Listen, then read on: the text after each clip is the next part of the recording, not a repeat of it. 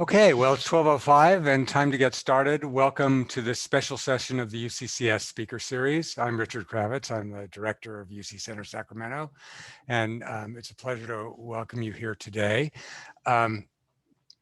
As you may recognize, today is not Wednesday, which is when we typically offer our speaker series. Rather, it's a special session on Tuesday. For those of you interested in our many other upcoming talks, please check out our website at uccs.ucdavis.edu. I might say that this special session on cannabis is one of two special sessions. Both are co-sponsored with the Tobacco Related Diseases Research Program. And we wanted to offer special thanks to our colleagues within that program, in particular, Tracy Richmond McKnight, who's here with us today. So Tracy, thank you for joining with us and bringing what I think will be a fantastic program. Our next cannabis talk on Thursday, November 12th will be entitled Cannabis and Public Health, Persisting Challenges for Policymakers, and we hope to see all of you there as well. All right, so on to the order of business for today. We have about 85 minutes together. We have 4 speakers, each of whom will talk for somewhere between 12 and 15 minutes. And that will be followed by question and answers. We do ask that, unlike our typical approach, that you enter your questions into the Q&A box, type them in. I will be collating them busily during the session, and we'll bring them to the attention of the speakers towards the end. So we'll try to get to as many of your questions as we possibly can. Okay, well, on to an introduction for today's speakers. I will introduce all 4 of them, and then we'll just have them speak to you in order. First, you'll be hearing from Amanda Kirchner, who will give an overview of the history of cannabis policy in California. Ms. Kirchner has worked for the California State Assembly for 13 years, 5 years in the Assembly Speaker's Office of Member Services, and 8 as Legislative Director for Assembly Member Ken Cooley. In 2015, Ms. Kirchner staffed AB 266, which created a regulatory framework for medicinal cannabis. She has a BA from California State University and a JD from the University of the Pacific McGeorge School of Law. Following her remarks, we'll be hearing from Dr. Anna Song, who will discuss some of the conditions for establishing a healthy cannabis market. In so doing, she'll also introduce some of her group's work through the UC Merced Nicotine and Cannabis Research Center, which focuses on tobacco and cannabis policies, particularly as they affect the Central Valley. Dr. Song is associate professor at UC Merced, where she's taught since 2008. Following Dr. Song will be her colleague, Dr. Maria Elena Gonzalez, who will use data from the San Joaquin Valley and borrow ideas from tobacco regulation to address additional ways of structuring a safe and efficient cannabis marketplace. Dr. Gonzalez is assistant professor in public health at UC Merced in the fields of social epidemiology, health disparities, and health policy. Her research includes understanding the unexpected risks and benefits of tobacco control policies, as well as the linkages between tobacco use and other risk behaviors, including cannabis use. And finally, Nicole Elliott will discuss how the governor's office views the cannabis policy landscape, and in particular, how she expects cannabis policy to unfold over time. Ms. Elliott was appointed to serve as Governor Newsom's senior cannabis advisor in February 2019 and is tasked with coordinating the work of numerous state agencies and developing policy to strengthen and further develop the state's cannabis framework. Before serving in her current role, she spent 10 years serving the city and county of San Francisco before being appointed director of the San Francisco Office of Cannabis in 2017. So with that, let's begin with Amanda Kirchner, please. Hi, good afternoon, everyone, and thank you for inviting me to be part of this panel. Now, I'm going to go ahead and start sharing my screen so that we can see the slideshow presentation. And if I get that right, it should be popping up for you in just a second or two. So if someone wants to nod along that I think we've got it. Yeah, Looks we good. got it. Okay, good. It's always a little bit hard being the first, so thank you for your indulgence. So as we begin, I want to just say that we ask ourselves, what does a safe and functional cannabis marketplace look like? I think it's important that we sort of set the stage for the work that was done historically prior to 2015 and how that work was accomplished. So, let's see here, make sure I get this. There we go. So cannabis in California prior to 2015, we have a few important milestones. We have Proposition 19 in 1976, which is basically the first time anywhere that we tried to legalize cannabis in any form in the United States.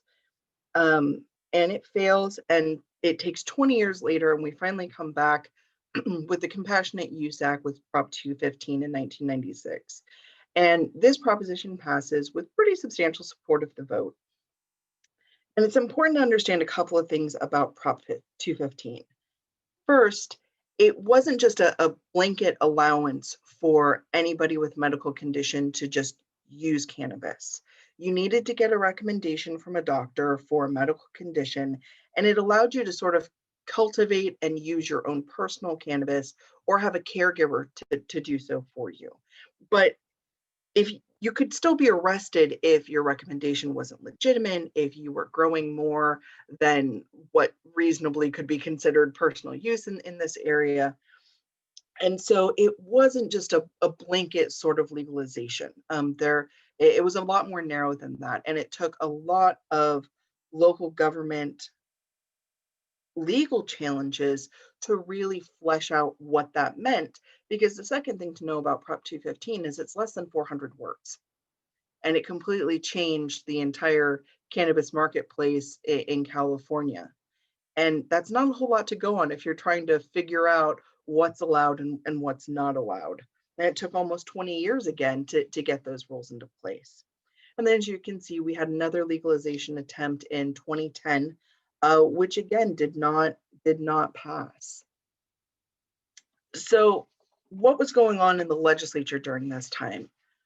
Beginning in about 1975, the California legislature basically starts reducing punishments for cannabis possession, knocking it from a felony down to a misdemeanor, taking away driving penalties. In 2003, after Prop 215 passed, Senator Vasconcellos passed SB 420, which essentially is the first time we tried to get some sort of a framework around medical cannabis. It creates the cooperative and collective model. It created possession and growing limits, and it created the voluntary ID card. And not all of those things stood up to further court challenges, but it was the first time we really got something around 215 that gave us some statewide structure. Following that, Assemblymember Tom Amiano started a number of different attempts at either full legalization of cannabis or medical regulatory framework bills that did not get, they got a little bit farther each time, but none of them actually passed. But he was a strong advocate, and you can't say enough about the work that he and some of the other members did to really break ground right here. And then in 2010, Senator Leno gets SB 1449 passed and is signed by the governor. And this essentially made possession of an ounce of cannabis or less an infraction. It's like getting a jaywalking ticket, right? Maximum fine of $100, no criminal record. And anecdotally, some people will say that this is something that actually played into the defeat of the legalization initiative at the same year, because by that point, essentially, if you just want to smoke a joint and get high and you get caught, it's a ticket and there's very little consequences. And you had this gray market where you could get cannabis recreationally, even though it was only supposed to be for medical use. And people just didn't feel like there was enough of a consequence. So why go for full legalization? And I think it's important to note, especially as we get into the rest of the conversation, that that's only really true for certain communities, right? We know that white communities and communities of color use cannabis at about the same rate as everyone else, but there's a disproportionately high level of enforcement that happens in communities of color that you just don't see in white communities. So for someone to say at that point, well, legalization doesn't really make a difference because no one's getting punished anyways, just wasn't true, and certainly wasn't true for those particular communities. So we get to 2015. And at this point, there was a lot of momentum that had been built from the previous year, the previous bills. Mr. Correa almost had his bill get all the way through. Um, and all of those members were now termed out. And so it sort of left the playing field open, and we had a number of cannabis bills that were introduced that year. My boss, Mr. Cooley, had been a longtime member of the League of California Cities when he represented Rancho Cordova. And so they approached him about authoring one of the medical cannabis bills, something that was going to have more of a local control component to it than some of the other takes had been. And so we partnered with the police chiefs and introduced AB 266. And AB 26 was Mr. Jones Sawyer, AB 34 and 266 all were referred to the Assembly B&P committee, which handles all of the state licensing pretty much for chiropractors and medical boards. And it was really important because in previous years, some of the cannabis bills had gone to public safety, and we took a more criminal justice approach to them. But we really cared in 2015 to look at this as a licensing issue. And so they went to our B&P committee. And before we actually had the hearings, Mr. Jones Sawyer actually decided to park his bill and join forces with Mr. Bonta's bill. And so what you end up with is essentially two competing assembly bills at that point, Mr. Bonta and Jones Sawyer, and then Mr. Cooley and Mr. Lackey, who is a Republican from down in the high desert. And this is sort of what they look like at that beginning stage. Mr. Bonta and Jones Sawyer was much more statewide approach. Ours was a much more local control approach with 266. Both bills get out of Assembly B&P. And I think for that, members wanted to see sort of what we could work out and where we could go with that. And they get referred to the Assembly Appropriation Suspense file. And that's when we get the first push to negotiate and put the bills together, because we want one vehicle to present to the Senate for negotiations and one bill that sort of doesn't have to split the memberships and having to pick winners and losers of, do you want this idea or that idea? Just one bill, and let's work out all the ideas as we go along. And so that's what we did. We smushed the bills together. And it wasn't a particularly elegant solution, but it worked. And we combined those two bills and moved them out of the Assembly Appropriations Committee and get them to the Assembly floor. And at that point, and this is just one of my favorite pictures from that year, we have essentially the Fab Four. And you have Mr. Cooley, Mr. Bonta, Mr. Jones Sawyer, Mr. Lackey, who ideologically are all ends of the spectrum, and they came together because they really wanted to get this done. And the bill flew off the floor 62-8. And essentially at that point, we swap sides. The Senate bill, Senator McGuire's cannabis bill, comes over to the Assembly. Our Assembly bill goes over to the Senate.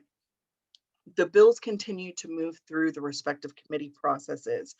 And we're developing stakeholder ideas, and we're developing policy positions, and we're moving further and further along in the process until essentially they get stopped where everything gets stopped, at the suspense appropriation file again. And so at that point, that's when everything really starts having the sausage get made, as we say with lawmaking, right? Because now that the bills have made it this far, we have the governor's office that finally began to engage. We're in negotiations head to head with the Senate about what they want to see. The members don't think this is a bluff anymore. They know that we've made it this far and we're just one more step away. And that carries a lot of weight to get people to the table.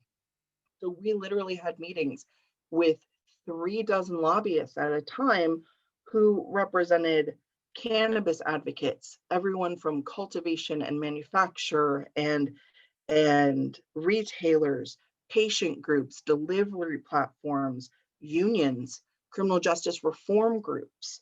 everyone was at the table as we tried to shape what these bills would look like towards the end. And essentially what we came up with was this. MMRSA, the Medical Marijuana Regulation and Safety Act, and we did amend that the next year to actually reflect the current terminology of the Medical Cannabis Regulation and Safety Act.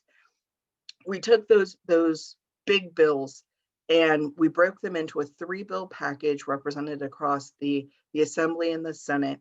AB 266, AB 243, which was Dr. Wood's bill on cannabis cultivation, to incorporate all of the work that he had been doing, and Senator McGuire's bill. And when we brought that out, it was something that no one had really accomplished by that point before. We brought everyone to the table, and no one got everything they wanted, but everyone got something. And I think that was really, really important, to have that stakeholder group and to see how that worked. And I think it's really important to understand the different backgrounds of all these members and the party lines that they crossed to work together. Just, you hadn't seen something like that in a number of years on a policy initiative of this weight. So we have this 3-bill package. It goes to the governor, it's signed into law, and we all went home and slept for days when it was done. But of course, 2016 rolls around, right? And now, we've made progress on medical, and it is an election year, and about 20 different ballot propositions start circulating for full legalization for adult use. And, pretty quickly, what would be Prop 64 became the favorite. And Prop 64 is probably the one that had the closest framework to what we had passed in MCRSA. And that's for good reason. A lot of the folks that were stakeholders on the medical side and had worked out that language with us all along were then the people who ended up being supporters on the other side for the ballot initiative. And it made sense not to rewrite significant portions of things, but there were some key differences. And we were going to have to resolve those. But if it passed, which it ended up doing. And so in the meantime, you didn't see a lot of legislation that year. There were a few tweaks, a few changes, kind of one big bill that we worked on to talk through some issues, but none of us really expected it to go all the way through, because we were waiting to see what happened at the initiative level.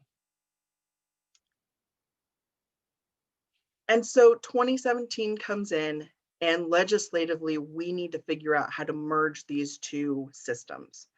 And even though they're in two different code sections, under the business and profession codes for the most part, you theoretically could stand up two similar but separate systems, but it just doesn't make any sense to do that, right?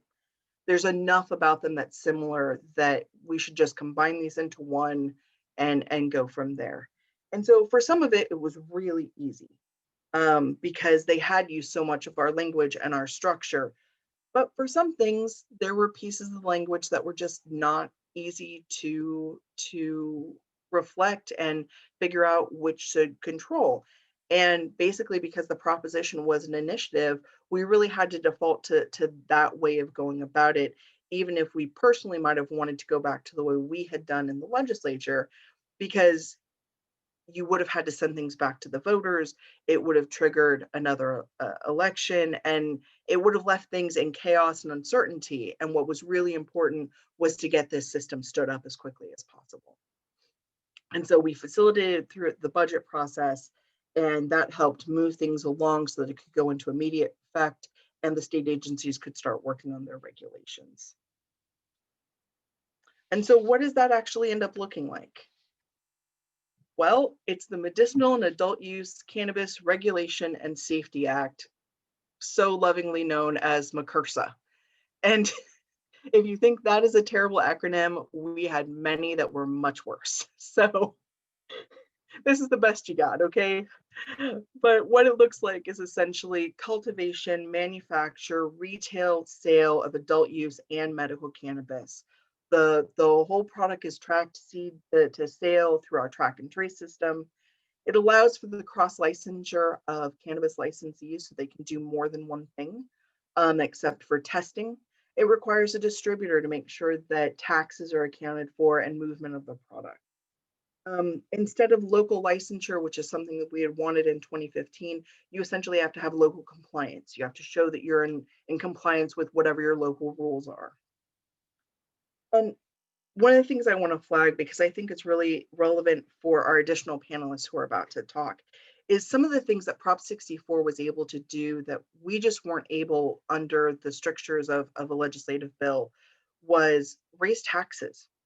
And those taxes went to funding any number of programs and enforcement programs, but it also went to funding research. And I think there's about $30 million out right now in a request for proposal for these research ideas to make sure that essentially what we've set up in this cannabis marketplace is actually going to work, that public health is protected, that public safety is protected, that the marketplace gets to function. And that's really critical for researchers who are doing that work. And I'm very glad that they were able to incorporate that funding into the proposition. One of the other really important things, and I'll lead into this as I sort of wrap up, is the ability for cannabis convictions to be expunged and to have social equity programs so that those communities that were disadvantaged disproportionately have the ability to get into this emerging marketplace. And so now I just want to sort of end where we actually really began. And as you ask yourself, what does a functioning cannabis marketplace look like? These are some of the questions that we asked ourselves from the very beginning. And these questions really are small questions, but they impact the entire structure, right? So when you ask yourself, who gets to have a license? What you're asking is the most important question, because in a macro sense, you're talking about what does the community look like when someone has a license? Is it a liquor store? Is it someone who also has a tobacco license? Is there overconcentration? But on a micro sense, you're literally talking about who gets to have a license, which person. Do they have to have a California residency? Can they have a cannabis conviction? Can they have other drug convictions besides cannabis? And you have to be careful about how you structure those rules, because if you're too broad, then you could lead to all sorts of problems. But if you're too narrow, then you're not going to have a functioning marketplace. You're going to keep too many people out. And so, moving into other questions, something that seems so simple as just asking who gets to have a license actually has a huge impact on the industry. How do you account for systemic racism and over policing in these communities when you're asking who gets a license? What are you doing for these communities that don't necessarily have access to venture capital, that don't have the best bookkeeping and staffing, where other well-funded cannabis companies that are not in communities of color have all the access to capital and the best technology, and they look great for a license, right? But they shouldn't just get one because that's the best one that's there. Additionally, probably why give local governments a say was probably the second most important question, because what you're talking about is 58 counties, almost 500 cities in California that all have their own budgets and taxes and priorities for whether they like cannabis or don't like cannabis. And why should we allow them to have a say in who gets a license or not? But the thing to remember is that California is big. It is a huge state, and there is no way you can make regulating this system work if you don't include local help. You have to have people who are in those communities every day who can tell you, no, this guy's doing it right and that guy's doing it wrong. Because at a state level, we just don't have the ability to be in those communities every day and to monitor those things. But that's not an easy question. There's still ongoing conversations about jurisdiction and enforcement and who does what. And we keep trying to do the right thing and figure that out. And that's another question. Who do you enforce against? Unlicensed activity, something like a food vendor operating without a permit versus illicit activity, someone who's just straight up a criminal, right? If I'm trying to stand up a licensed market, I might care a lot more about the unlicensed dispensary who's undercutting my prices because I'm accounting for taxes and minimum wage and all the rest of the things that I need to do, and they're not, more than me caring about an illegal grow up in the North State with a cartel, right? I might want that person enforced against more than any illegal grow. But at the same point, if I'm in the North State and my entire environment is being poisoned with pesticides, well then it might be more important for me there. And that's, you know, another question we ask: how do you protect the environment? So you have these large amounts of questions, and we asked them continuously as we went through this process. And we still continue to ask those questions. And I think the work you're going to hear from next from the professors is incredibly important, because it's going to continue to inform us about those questions and continue to shape how we move this marketplace. And so now I'd like to kick it over to Professor Song, who's going to discuss her research. Thank you. Thank you so much, Amanda. And thank you for that wonderful segue, because what we are hoping to discuss and talk about really does fit into the questions that you just asked. So with that, let me see if I can share my slides.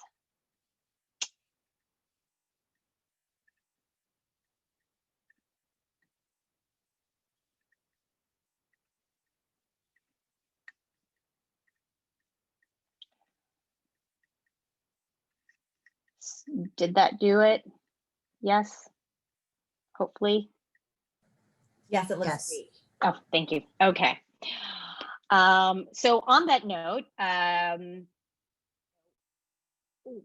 we've set up this talk where, you know, what I'm hoping to present today is an introduction to our center, particularly the mission and what we're doing in the San Joaquin Valley, but also to set up a theoretical framework for our approach in considering cannabis policy and what it looks like in the real world. And so I really appreciate you know, following Amanda in this talk and thinking about the history of where, you know, California policy and how it occurred.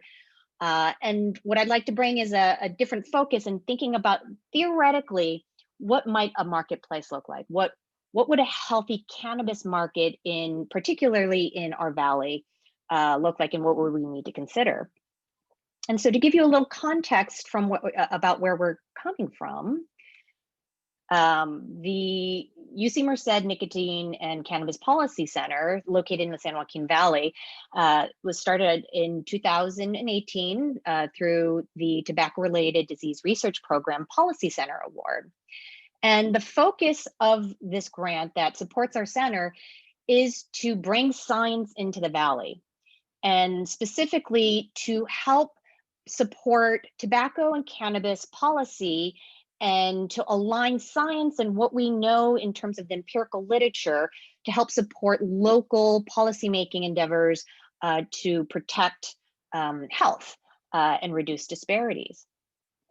So with this mission, and starting in 2018, we have 5 different research cores, you know, a dozen faculty members, graduate students, all in the field across 11 counties, 8 counties in the San Joaquin Valley and 3 counties in the Sierra Foothills, collecting data, talking to community organizations, big and small, youth groups, healthcare systems, schools. And in collecting the data, we're also collecting a lot of the observations and concerns of our community members. So what our focus has been both on tobacco control as well as cannabis control, because there's a very important, strong nexus between the two. On the one hand, cannabis control has been, you know, we've been thinking about it, we've been active in cannabis control for decades, or tobacco control for decades. And there have been policies and strategies that have been developed, like the Clean Indoor Acts, to protect, you know, against secondhand smoke and third-hand smoke. We have, you know, the Master Settlement Agreement. regulation on product marketing. And so we do have a roadmap in many ways. But on the other hand, we also need to think about ways in which cannabis might be different. And so what I'd like to present and orient ourselves into how might we think about cannabis and the cannabis market, and think about the previous literature as a guide to thinking about cannabis policy. So on the one hand, we've got tobacco, but what I'd also like to argue is that we can also look at alcohol control as a potential model, because there are similarities in that regard. So some of the similarities that we can think of, off the bat is that, alcohol, and cannabis both, induce some kind of intoxication and induces, impairment, cognitive impairment. Like alcohol, cannabis, the approach has been with a thought of moderation, that there may be a safe amount to consume with cannabis. And that, like alcohol, though this can be debated, there's some mixed, evidence that there are health benefits to both alcohol and cannabis.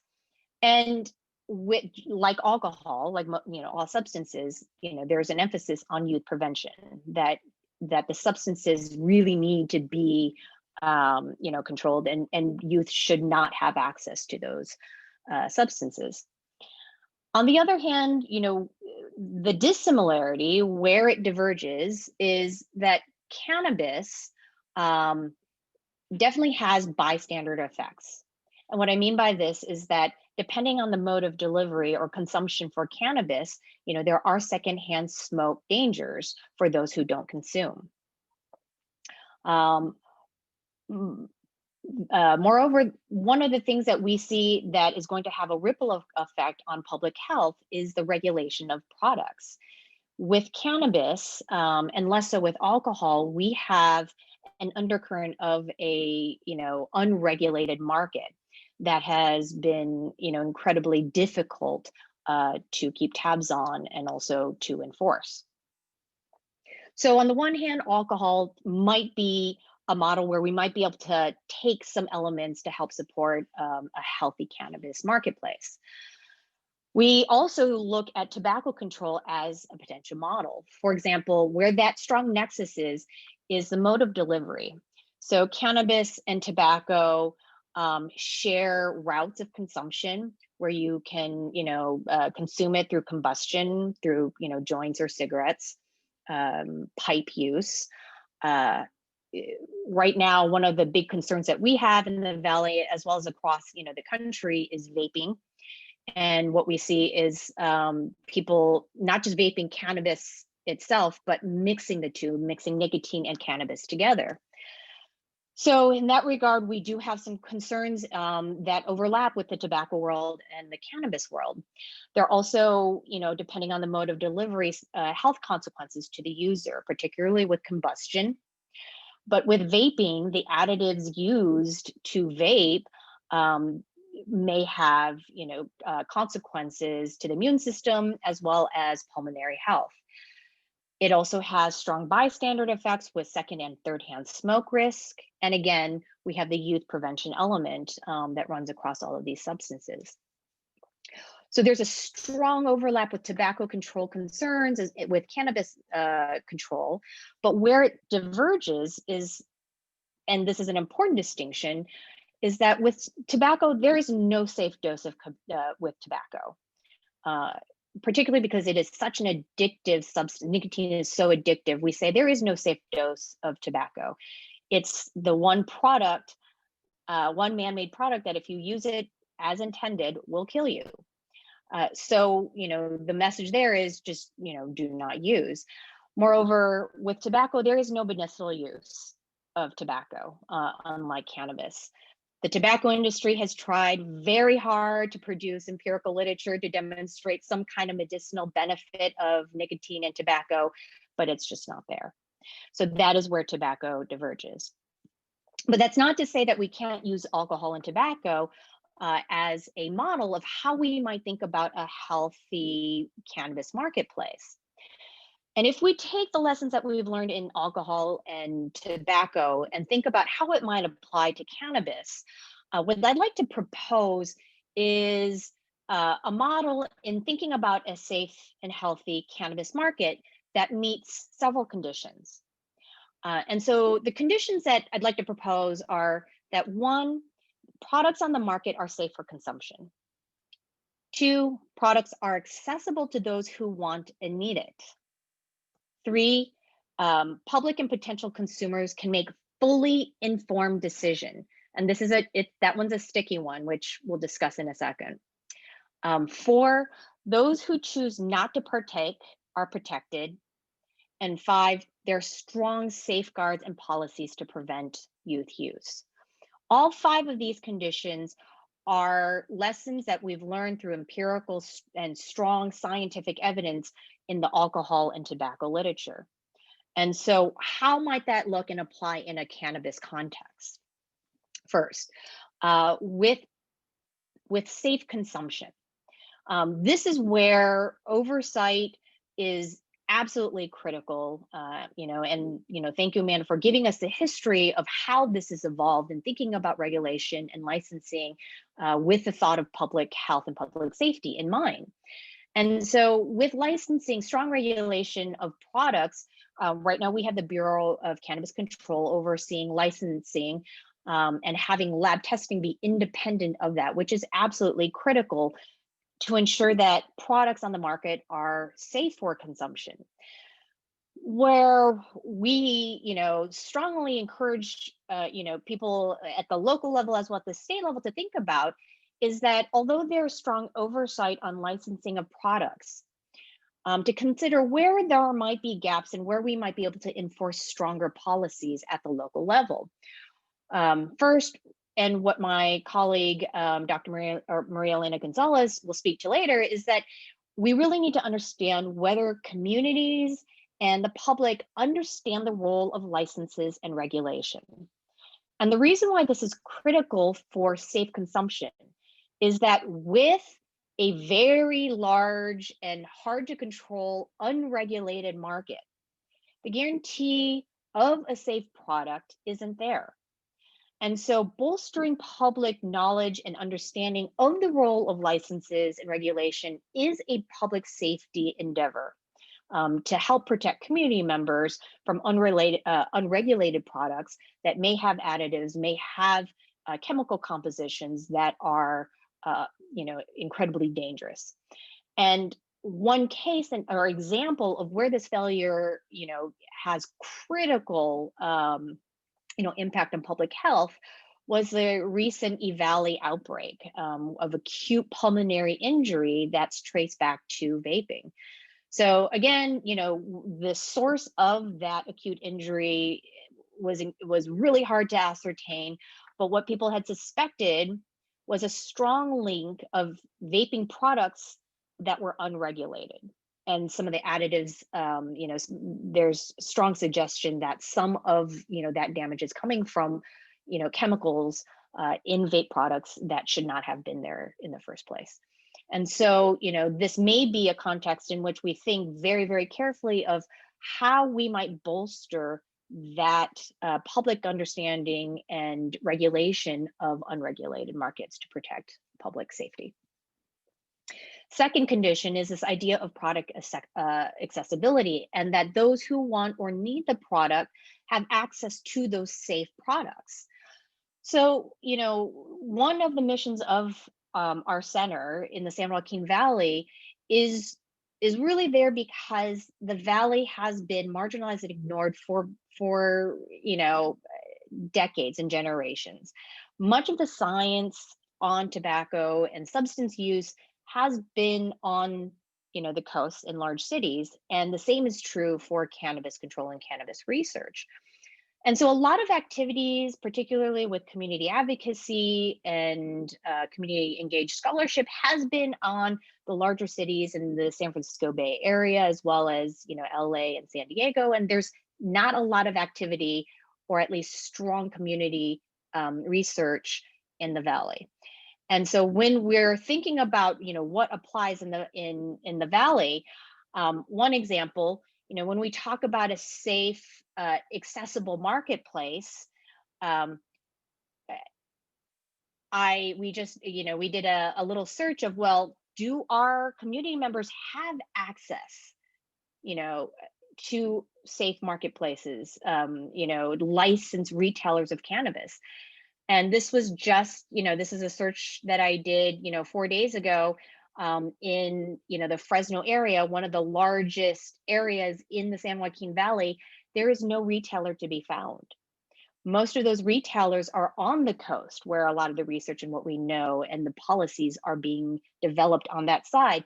And so one of the arguments that we make, and one of the issues that we want to bring light to, is that in the Valley, some of those programs, some of the strategies may not be applicable because it is very different. The landscape is incredibly different. The retail landscape is different, and therefore policies really need to be catered at the local level to think about accessibility and safety for different regions. 3, a healthy marketplace really should support fully informed decision making. And there are several points to consider with this idea of fully informed decision making. First, that consumers have full knowledge about the costs and benefits about using a substance like cannabis, and that the consumer has full capacity to make the decision. So this idea of fully informed decision making is really tricky, because on the first, the literature on cannabis is very mixed. And so what we know about cannabis as a substance is very controlled and limited to particular strands that are supported, because it is still federally illegal. So research has been incredibly limited in terms of our understanding of the health effects, the benefits and costs to human health.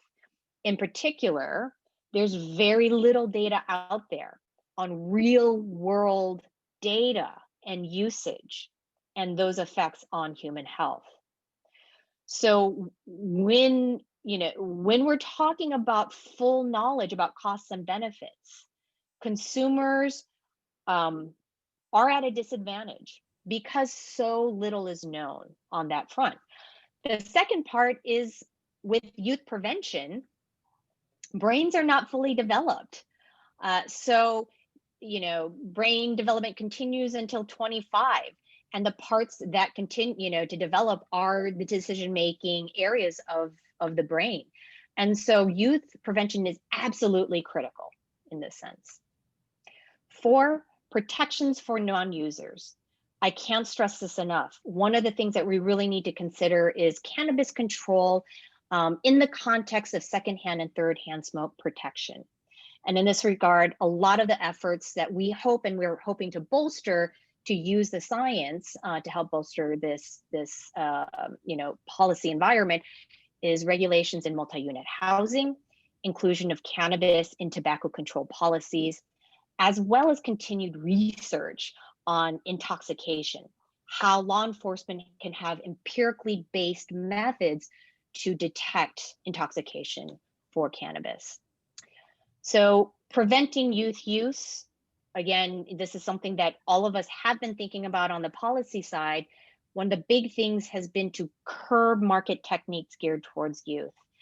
What's unfortunate is that I've been hearing all across the Valley from principals, parents, about the concerns of marketing and packaging that is clearly geared towards youth, with flavors that are geared towards youth, that are fruity, sweet, colorful packaging that's pretty rampant in high schools. And again, because brain development continues into the mid-20s, it's really critical that we curb that use. And so I'm going to end with this idea of, how do we bring research into this context if we're thinking about these conditions for a healthy marketplace? We know that what it might look like from the E-Valley case, an acute lung injury, of what happens when there are cracks in the system of a healthy marketplace. what we really would like to, suggest and think about is how might research, how might empirical literature at the local level support and contribute to the policymaking environment to really strengthen the protections for communities and public health. And on that note, I'm going to take it over to my colleague, Dr. Maria Elena Gonzalez, who I'm happy to announce recently got tenure. So she is now an associate professor of public health at UC Merced. That's fantastic. I just wanted to pop in for a second. Dr. Gonzalez, we look forward to your presentation very much. Those were just two fantastic overviews. Thanks so much. I want to remind the audience to continue to type in your questions in the Q&A chat so that we can consolidate them and pose them to the panel at the end. And because of the comprehensiveness of the overview, first of the policy history, and then this incredibly sharp conceptual landscape that Dr. Song just drew out for us, we have maybe 20, 25 minutes left for our two speakers. So Dr. Gonzalez, with forgiveness in advance, I hope you'll forgive me in advance. I may pop in again if you start going a little bit over. So please.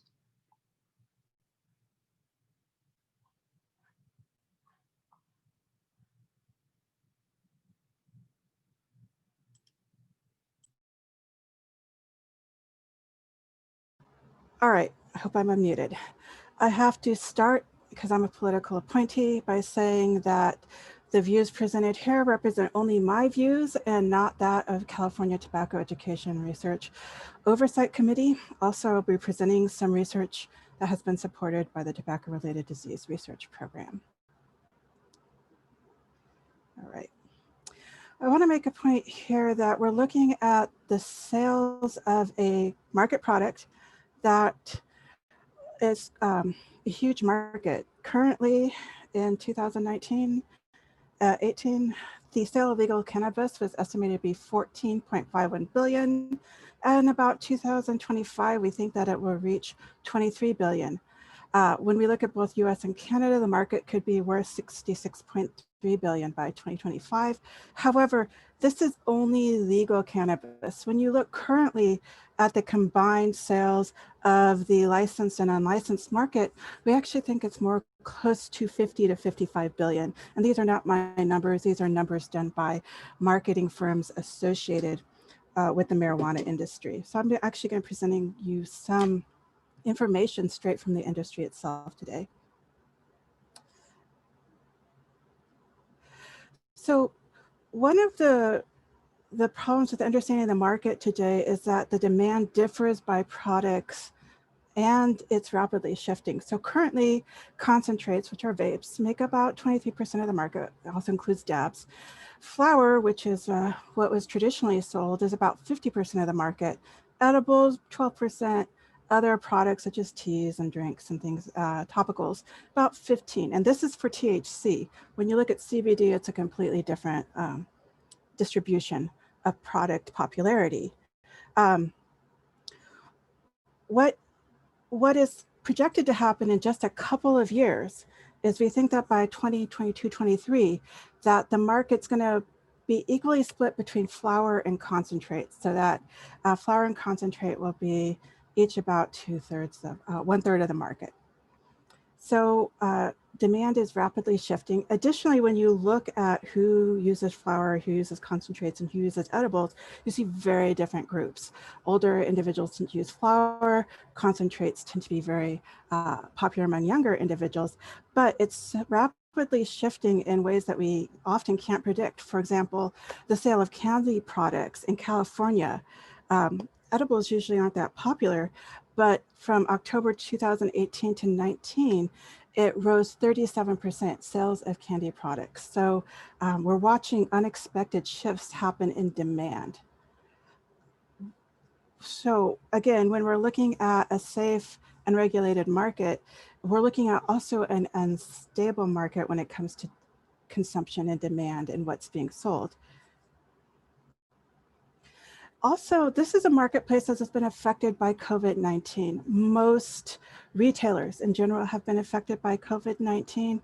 what we have seen is that the price currently ranges for 1 gram, ranges from about $8.14 in LA to about $18 in Washington, DC. But people are buying less after the COVID-19 lockdown. So this is a week over week change by the market. Closer you are to green, the more is being sold. You can see by tracking carts, we've seen that people are spending, about $25 to $50 per time they go into dispensary, but they're going into the dispensaries less often after the COVID-19 lockdown. They are, however, buying more. So we're seeing people buying more, but going to the dispensaries less often. And you can see that as well when you look at nationwide cannabis sales. Around COVID-19, you see demand drop, and then it's been increasing again. And this has actually been, the increased sales and use has been a problem that people have been thinking about, not just for cannabis, but we know alcohol consumption after COVID-19 has increased. And we're worried about the consumption of all sorts of intoxicating products as people use them to deal with stress and other concerns, such as, or other issues such as boredom. Our actual survey of cannabis-related behavior and tobacco-related behavior in the San Joaquin Valley sort of bears out what's happening and reinforces the marketplace tracking of demand for the product before and after COVID-19. Here I'm presenting to you a somewhat accidental pre-post lockdown survey that we did. We had surveyed a cohort of adults in February, and we did so in May. And we actually saw the number of individuals reporting marijuana use had increased post-lockdown. So people who answered the survey in May, more of them were likely to say they were using marijuana. However, when we looked at the consumption rate of marijuana users, it had decreased post-lockdown. Probably due, as the retailers are saying, to issues with access to dispensaries. There's not as many dispensaries in the San Joaquin Valley as there are other places, but additionally, safety concerns. I have visited dispensaries in the San Joaquin Valley. Many of them are small, they're not large, like the ones, say, in San Francisco or San Jose or Oakland. So additionally, we had suspected some access issues. So we had asked a question in the survey, did they think that the enforcement of laws banning the sales of marijuana products outside of dispensaries had been excessive? And respondents surveyed in May were more likely to say that it had been excessive. And we think that that's having to do with issues of being able to obtain the product. When we were in the field before the COVID-19 lockdown, we began to observe a number of issues that Dr. Song has talked about. One of them was we piloted a question where we just went and talked to people. We asked them the question and then let them ask us what they thought the question meant. We asked them if they had bought a marijuana product from an illegal, a licensed or an unlicensed dispensary. And we actually found that many folks who were not in the 18 to 25-year-old range were unaware of what unlicensed and licensed dispensaries were. That's no longer the case, but this was right in the May of 2019. And they had basically assumed that if the product was out there and in a market, in a venue, that it was legal to be sold.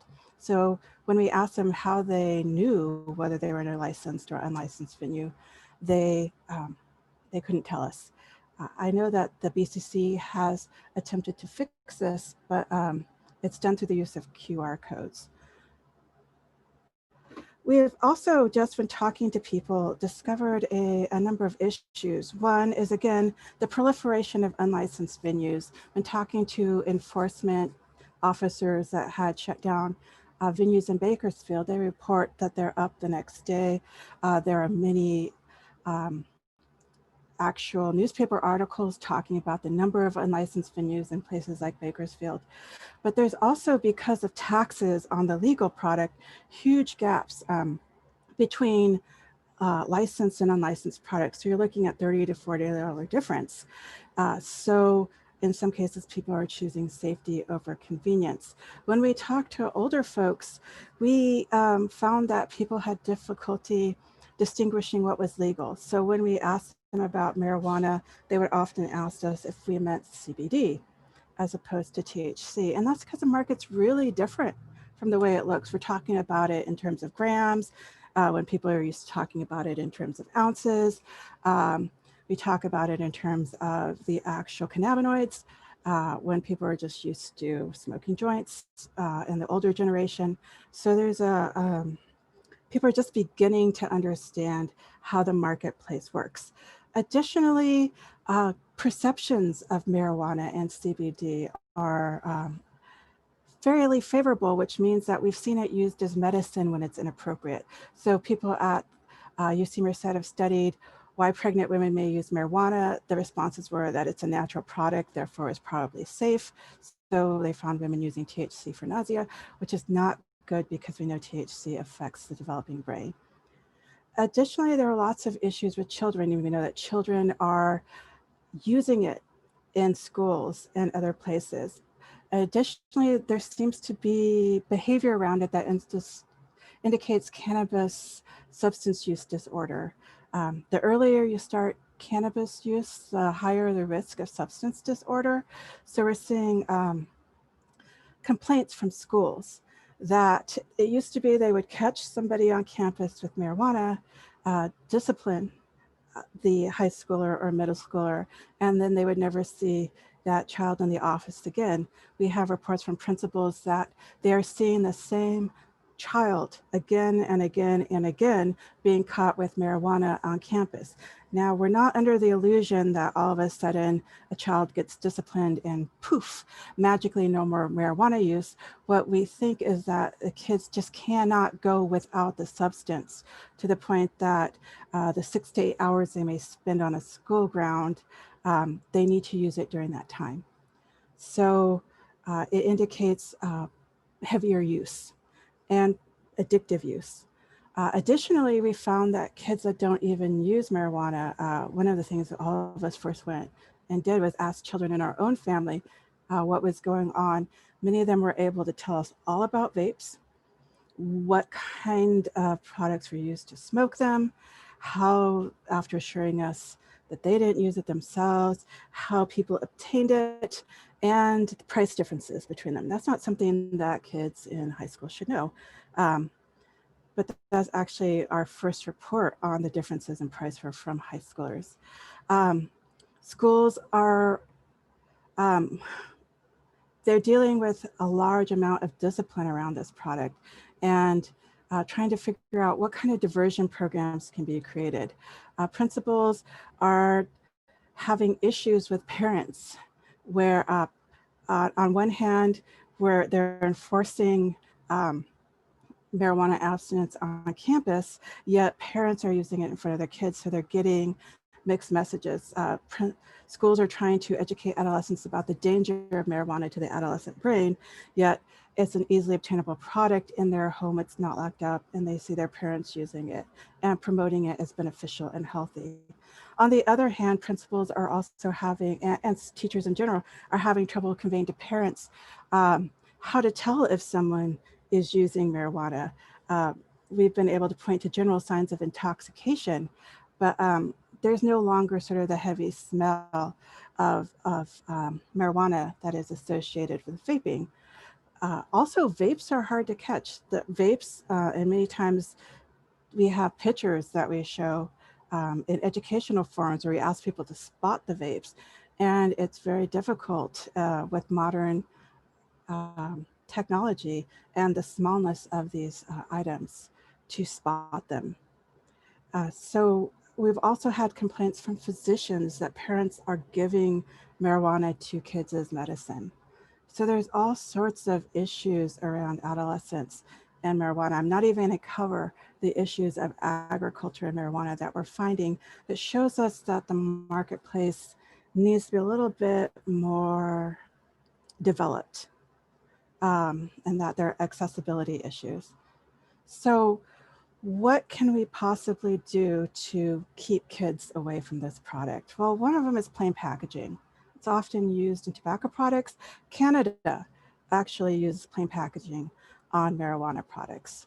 It's perfectly legal to do since marijuana is not recognized at the federal level. We can put whatever regulations we want.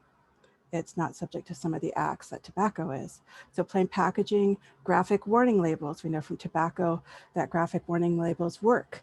Currently, there are basically what used to be the equivalent of warning the Surgeon General says that this may cause harm to your health on marijuana packages. And we know that just visually putting words on packages don't work. We're really worried that as more and more kids are getting addicted in initiating the substance use, that it's going to lead to increased contact with law enforcement.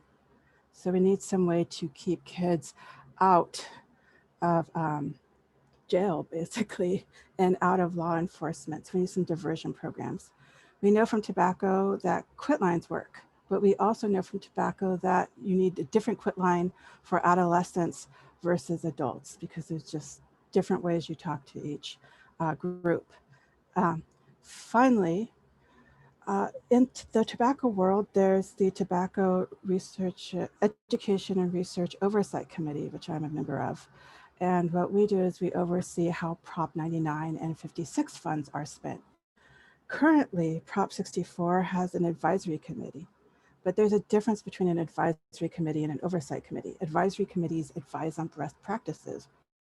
Oversight committees, we have all of our people who receive the monies come and report to us how they are spent. And we ensure that taxes are always fair game for being spent on health outside of their intended purposes. And that's not a bad thing, but we want Proposition 64 money to be spent on marijuana control. And so there needs to be oversight to ensure that there are adequate educational campaigns because, and again, this is my own opinion, we have had people come to T-Rock and ask us to engage in marijuana control campaigns, but that is not what T-Rock does. T-Rock does tobacco control. We direct our agencies that we oversee to engage in tobacco control activities. So there needs to be oversight and some kind of committee of some sort directing Prop 64 monies and overseeing them so that the people who are coming to T-Rock can be sent there to ask for whatever kinds of local control programs they need. And I will end here and hopefully I've shared something interesting with you. Next up is Miss Elliott.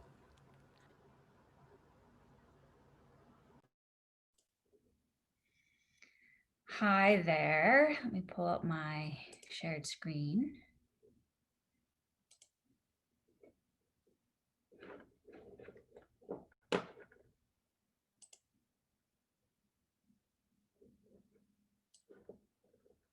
All right. I'm hoping everybody can see this slide.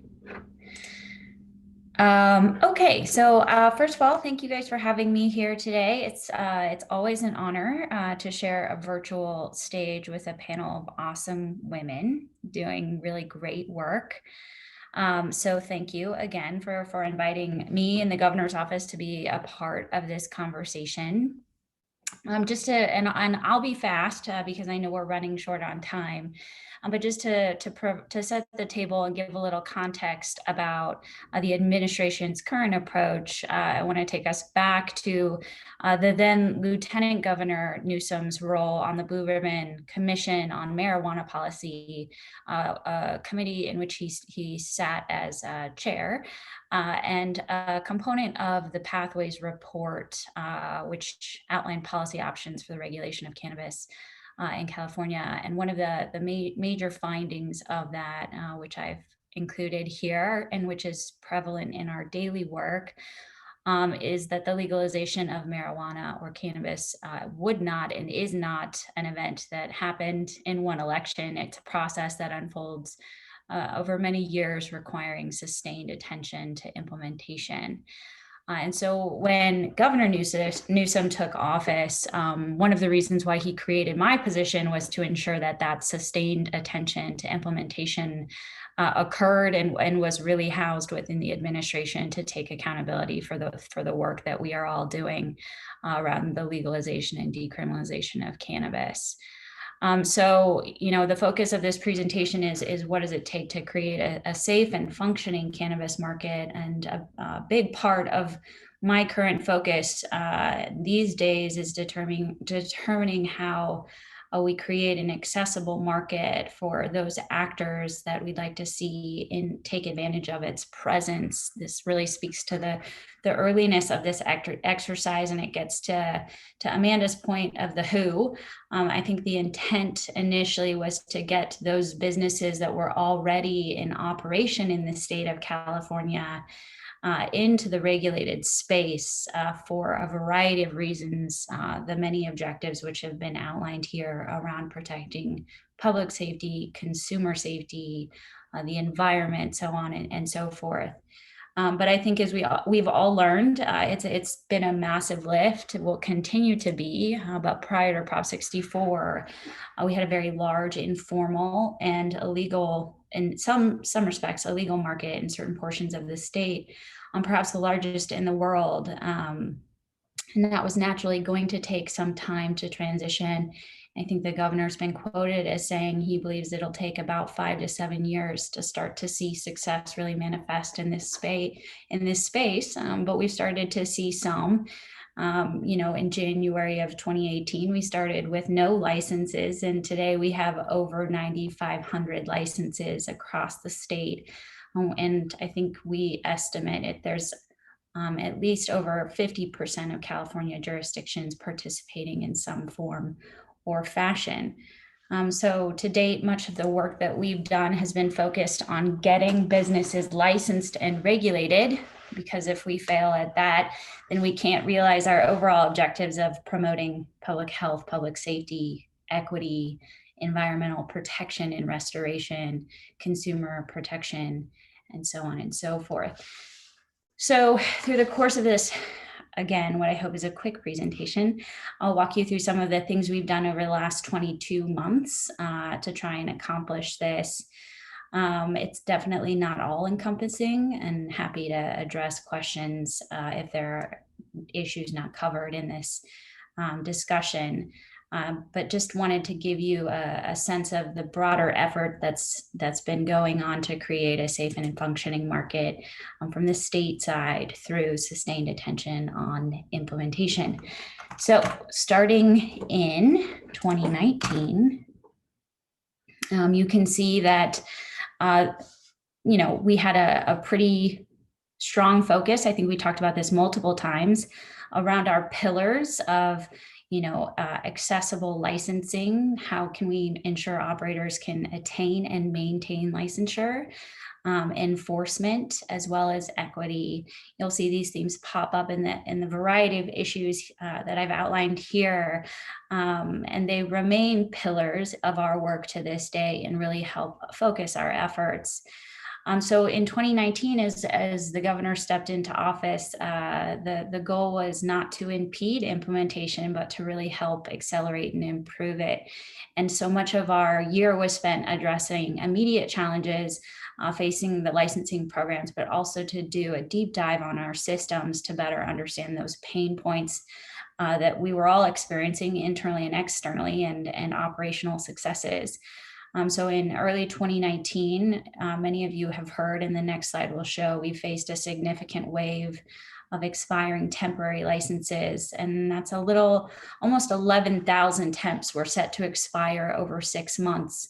Luckily, the state in the year prior had passed SB 1459, creating provisional licenses, which really sought to address the challenge locals and operators were facing in transitioning licensees or applicants into licenses within short timeframes, which is not happening.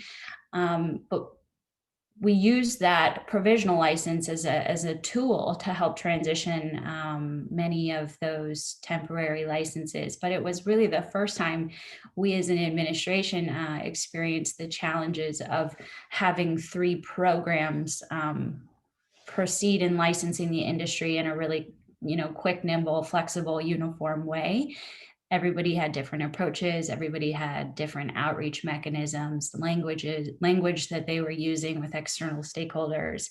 It just required uniformity that wasn't naturally present in the system. So you did see a contraction of the industry. However, based on our review, a lot of this was because there were a number of temporary license holders who simply were not prepared to seek an annual license for a variety of reasons, including not being prepared to operate. So that was a very interesting experience that we went through, and was a good lesson for us to learn how things worked, as well as areas for or in need of improvement from an application perspective. On the enforcement side, there's been a lot of focus on this. You've seen the administration double funding for enforcement efforts beginning July 1st of 2019. The governor also extended a National Guard mission, which was meant to include interdiction of illegal pesticides, notably what we have heard about frequently, carbofuran at the border. This was in direct response to requests from law enforcement and the U.S. Attorney, environmental scientists, requests for assistance on this issue. You heard about the state issuing letters to landlords, in particular landlords down south that were supporting illegal cannabis activity. The letters really detailed the penalties and fines that one might occur for allowing illegal cannabis. There were additional penalties included in the cannabis trailer bill in last year's budget, really intended to ensure that fines were applied to all actors that might be breaking the law, not just licensees. So really a clarifying change that was incorporated. And as some of you tracked, this helped the state really address some of the issues associated with advertising of illegal operators in a way that had not been successful prior to then. And I'll touch on that again when I briefly talk about a valley. And then, over the course of 2 months last year, the governor's office convened state licensing, regulatory, and enforcement staff to meet with many operators, law enforcement, members of the public safety community in 9 counties throughout the state last year to really focus on enforcement, what's working, what's not, so we could continue to better detect and deter illegal activity. So there's been a lot of focus in this space with an eye towards coordination, but also trying to be really thoughtful in our approach, not create a war on drugs 2.0, educate before we enforce, better understand how to get at some of those foundational issues that will really make a larger dent in the market. You saw equity program enhancements in partnership with the legislature. The governor was able to commit $30 million to support the creation and implementation of local equity programs across the state. We saw those grants be awarded in April of this year to support the work in jurisdictions that represent almost a quarter of the state's population. So really taking equity and putting some meat on those bones. So very excited to see where that takes us. We also did a cannabis licensing improvement initiative, which was meant to look at improving our licensing efficiency, inspiring our employees and improving their experience, as well as improving customer experience. And that includes all stakeholders, applicants, licensees, law enforcement, consumers, policy experts, so on and so forth. It included a survey of over 1,100 people, stakeholder interviews, over 170 stakeholder interviews, 9 workshops. The takeaway is what's inspired a lot of our work in this year and in next year around consolidation in particular. So it was a very enlightening process. And then, we saw a valley, as both professors pointed to. We started to see patients be hospitalized after vaping certain products. Professor Song spoke briefly about this, but it pointed to, it being a weakness in our strategy. We did see that products were being obtained from informal sources, and this does support her point that bolstering public knowledge around the role of licenses and regulations is a very important component of this exercise of creating a safe and efficient marketplace. But it did also really inspire healthy discussions internally and with stakeholders, including industry stakeholders, about testing techniques, labeling requirements, allowable ingredients. I see Dr. Kravitz. Do I need to wrap up? Any minute now. Sure. Okay, I'll fly through the rest then. So yes, we did do a QR code. This is obviously seeking to balance the challenge of counterfeit in space. We did increase public awareness campaigns. There's always room for more. And we have worked on finding ways to ensure consumers know how to find legal retailers near them. Really, just to summarize the rest so that we can leave sufficient time for question and answer, which is always my favorite point. We spent this year pushing off a lot of what we had hoped to accomplish to next year to allow the state the space to respond to COVID. But one thing that we really did a lot of this year was crisis management. And we did, as a state, really find our ability to be much more nimble, flexible, creative, in adapting to the challenges that COVID has created, both for the industry, but also for state employees. So with that, there is obviously a lot of work left to do. We expect next year will be a very big year, focusing on consolidation and the need to improve our overall implementation and the framework of it. But there's also more work to do beyond that. And much of that was touched on today. How do we create and foster a diverse and inclusive industry? How do we ensure all consumers and the general public are thoroughly educated on the framework of our work and its objectives? How do we overcome barriers to a state-by-state approach, and especially with an increase in MSOs? How do we leverage the data we're gathering and use it to support policymakers in their endeavor to improve our policies? And how do we support communities that have been devastated by the war on drugs? So really an endless amount of work to do, all things that these conversations support and further. So thank you again for having me here today. And I will stop there so we have sufficient time for question and answer. Yeah, well, thank you. Thank you so much. Thanks to all of you for doing such a comprehensive overview of a really complex topic. If everyone on the panel wants to turn their videos back on, we'll have time to share a few audience questions. The first one, that was a complex conversation. This is in a way a fairly simple question, and I'm sorry, it's worded simply. What's underneath it perhaps is complex, and I'm going to embellish it slightly. The question is, on a scale of 1 to 10, and this is for all of you, how is California doing, let's say, across the 5 dimensions that Dr. Song presented: licensure, the idea of disparities and equity, local government versus central voices, enforcement, and environment. And I'm not asking you to break down each of those 5 topics, but just to give an overall score. And if you want to give a short reason, that would be fine. How far have we gone, and how far do we have to go? So let's, why don't we go in the same order that we had the presentations in? So Ms. Kirchner, could you start? Sure, of course. Well, the optimist in me wants to give us a higher score, but no, I'd say we're maybe a 6 or a 7. There are some things that we've done really well, and there are some things that we all actually sort of changed our minds on and went in different ways than what we originally intended in 2015. So I don't think we're doing terribly.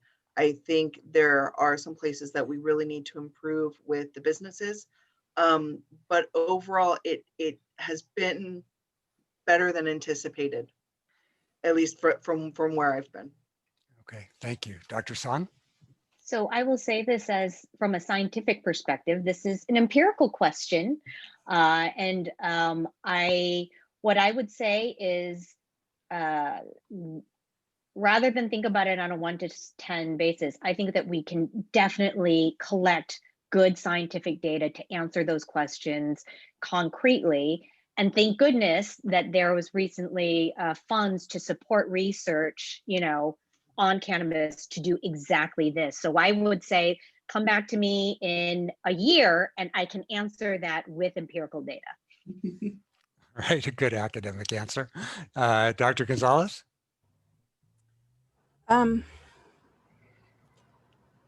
It's hard because of COVID-19. That's what I'm going to say. Everything's been changing so rapidly because of that we were doing, I think, better prior to that, but because of all of the economic issues that are happened, we're going to see with reduced wages, consumers seeking less expensive products because they have less wages. And we're going to probably, as we've been seeing in all areas of the market, retailers consolidating. So we're people who are only well positioned and have large market shares may survive, which means that markets, to answer a later question, markets that are very small may go without retailers if there's not enough sales to support them. So I'm a little bit worried, not just with cannabis, with everything right now because of the economic instability that's going on. Yeah. And Nicole Elliott, how's your boss doing? He's hanging in there. Busy. Okay. No, I think when it comes to profitability, if we're looking at industry profitability, that's one thing. If we're looking at tax revenue profitability, that's another. With tax revenue profitability, that's not our goal, right? Our goal is to get our systems right. So I don't even think it's worth assigning a number to profitability for tax revenue at this point. I do think, though, for the industry, you are seeing profitability for some. Yes, it is definitely more challenging for the smaller operators. And I think those when we talk about having a diverse market, we talk about maintaining some of our existing operators that came from the informal market. Those are operators that we really want to target and stabilize to keep them in the regulated space. So it is important that we focus on that. I think the tax freeze that was done via the legislature this year could potentially be helpful with that, but it's but a small piece of a really big puzzle. We have to just look at how we make it a lot easier for operators to be in the regulated market and for consumers to know how to access that as well. Okay, thank you. And with the next question, I'm also going to try to fold in several questions that we had from audience members. We might pose it this way. When we began these discussions and planning out these policy forums on cannabis, we identified two major sets of issues or shifts, policy shifts that we hoped we would observe. One is a shift from illegal to legal markets. And the other was a shift to greater appropriate access. That's something we've heard about. Better access, both on the supply side and the demand side, for consenting, informed adults, and diminished access, if you will, for youth and for others who don't want it.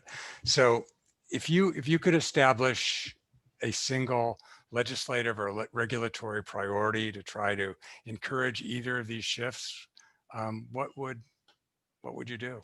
What would you espouse? And I won't call on you. I'll let anyone who wants to speak take that on.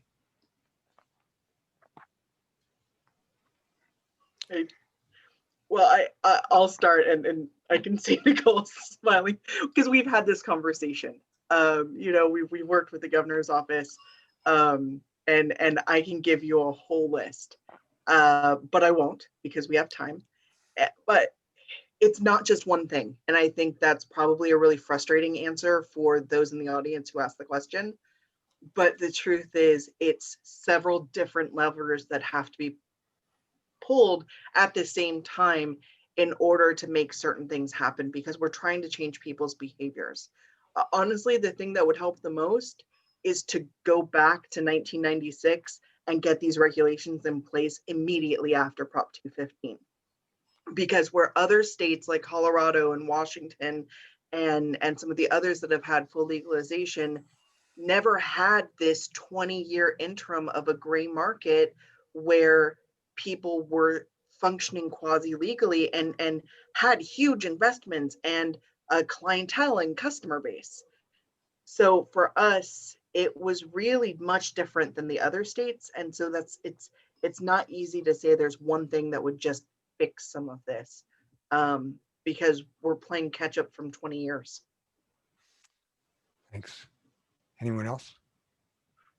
Yeah, I mean, I'll just plug our consolidation effort, but also because why not? But seriously, we do think that it will be helpful for a variety of reasons, including ensuring that we're focusing our energy in a very targeted way on things like educating consumers, educating the general public, being a point for law enforcement, those types of things, as well as simplifying and streamlining for the industry. But to Amanda's point, I think that there's an endless amount of things that we can be doing. And the challenge is how we balance those and prioritize those in a meaningful way to get at this issue as swiftly as we can. So there's simply a lot. We will never be lacking for work in this space. Okay. All right. Well, that was just a fantastic discussion. Thank you all. Thank you to my colleague Tracy Richmond McKnight from TRDRP for their co-sponsorship of this event. And thanks to the audience for submitting some great questions and for your attention. And we hope to see you on November 12th for our next in the Cannabis series, if not before. So stay tuned. Thanks so much. Bye, everybody.